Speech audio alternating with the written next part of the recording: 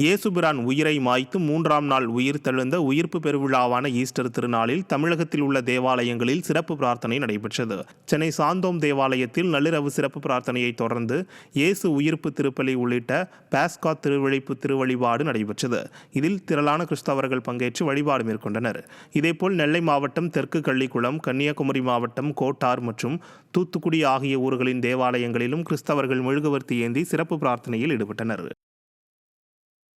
தூத்துக்குடி மாவட்டம் சாத்தான்குளம் அருகே பயணிகள் நிழற்குடை சேதமடைந்து இடிந்து விழும் அபாயம் உள்ளதாக பயணிகள் அச்சம் தெரிவித்துள்ளனர். முதலூர் கிராமத்தில் உள்ள பயணிகள் நிழற்குடையின் காங்கிரீட் பூச்சிகள் உதிர்ந்த கம்பிகள் வெளியே தெரியும் அளவுக்கு சேதமடைந்துள்ளதால் எந்த நேரத்திலும் இடிந்து விழும் ஆபத்து உள்ளதாக அப்பகுதி மக்கள் வேதனை தெரிவித்தனர்.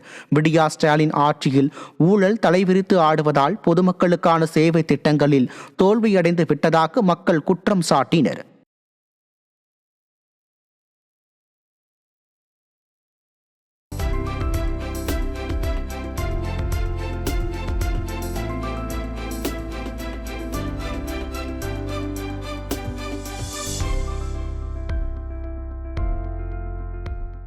கடும் விலை வீழ்ச்சியின் காரணமாக நீலகிரி மாவட்டத்தில் கேரட் காய்கறியை சாலையோரம் விவசாயிகள் கொட்டிச் சென்றனர்.